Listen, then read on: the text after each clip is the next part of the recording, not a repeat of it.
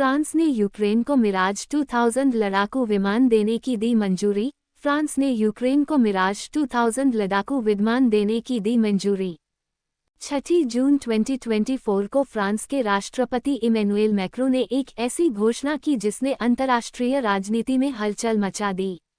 उन्होंने बताया कि फ्रांस यूक्रेन के लिए सैन्य सहयोग को बढ़ाने जा रहा है।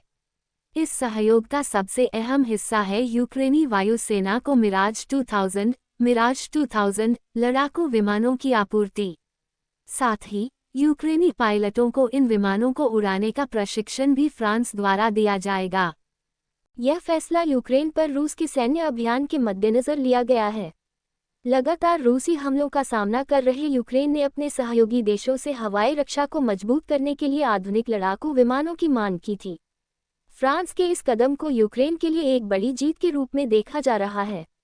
आइए अब इस घटनाक्रम का गहन विश्लेषण करें और समझें कि फ्रांस के इस फैसले के दूरगामी परिणाम क्या हो सकते हैं। फ्रांस का फैसला, यूक्रेन के लिए बल बूस्टर। फ्रांस का फैसला, यूक्रेन के लिए बल बूस्टर। फ्रांस द्वारा यूक्रेन को मिराज 2000 विमान मुहैया कराना कई मायनों में महत्वपूर्ण है। हवाई रक्षा में मजबूती। मिराज 2000 एक बहुभूमिका वाला लड़ाकू विमान है। यह न सिर्फ हवा से हवा में लड़ाई करने में सक्षम है, बल्कि जमीनी लक्ष्यों को निशाना बनाने में भी माहिर है। इन विमानों के शामिल होने से यूक्रेन की हवाई रक्षा प्रणाली काफी मजबूत हो जाएगी। रूसी वायुसेना को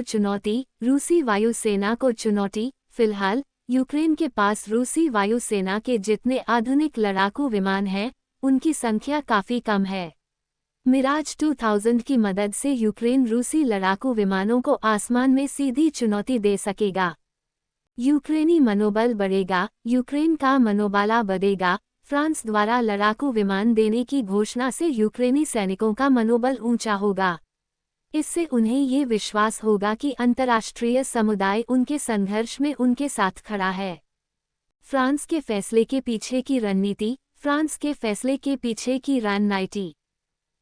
के इस कदम के पीछे कई रणनीतिक वजहें हो सकती हैं।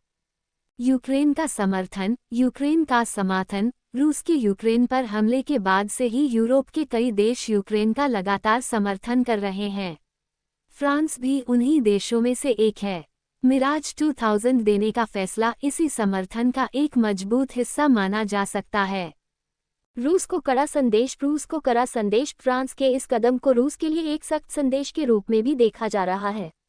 ये बताता है कि यूक्रेन की रक्षा के लिए पश्चिमी देश दृढ़ हैं और पीछे नहीं हटेंगे। यूरोपीय सुरक्षा। यूक्रेन पर रूसी हमले को यूरोप की सुरक्षा के लिए भी खतरा माना जा रहा है। फ्रांस ये सुनिश्चित करना चाहता है कि